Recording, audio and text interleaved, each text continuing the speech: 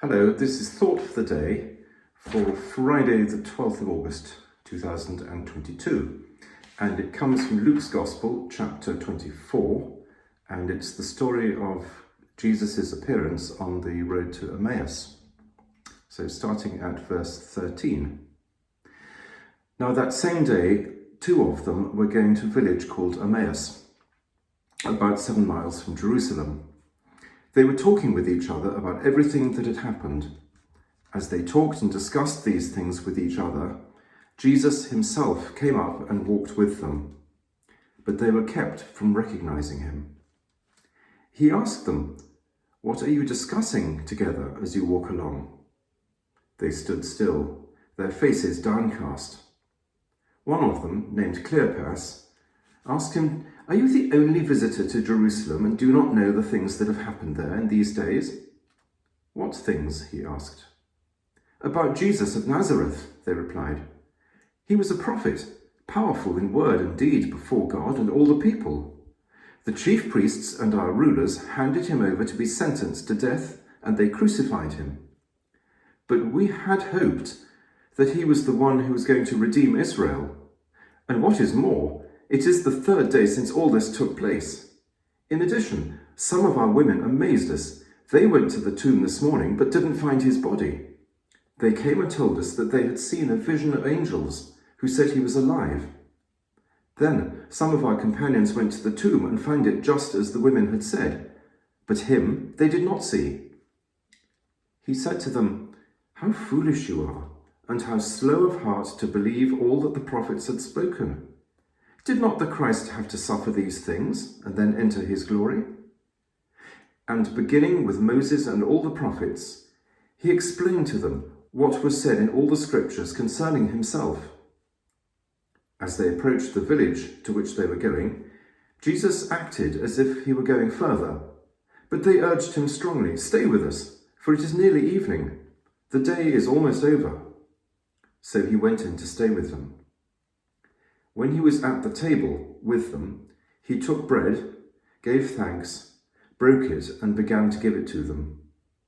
Then their eyes were opened and they recognized him, and he disappeared from their sight. They asked each other, "Were not our hearts burning within us while he talked with us on the road and opened the scriptures?" They got up and returned at once to Jerusalem. There they found the 11 and those with them assembled together and saying, "It is true, the Lord has risen and appeared to Simon." Then the two told what had happened on the way and how Jesus was recognized by them when he broke the bread. This is one of the great stories of the New Testament, and certainly one of my favorites.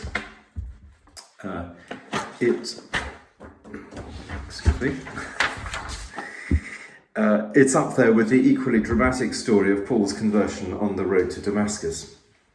It is only the second of the New Testament accounts of Jesus' appearance after the resurrection, and it's also one of the longest and most detailed, and it's only told in Luke's Gospel. It's obviously a remarkable account of an actual event, but in all its detail, it also tells us about God's way of revealing himself to us. So it is also an account of a spiritual journey, the journey of faith along which we're all walking. The two people on the road are called disciples, but they are not two of the original 12 disciples. Indeed, only one is named, Cleopas, and the other one is never identified. So it could be you or me. They are leaving Jerusalem in despair and disappointment at the failure, as they see it, of Christ's mission. They don't understand what has occurred. They've lost their faith. They're walking away. But Jesus, unrecognized, joins them. They weren't looking for company, but he finds them. He comes alongside them and listens to their shattered hopes and dreams. They were ignorant. They didn't understand what had happened. And they were blind. They didn't even recognize Jesus when he was walking with them.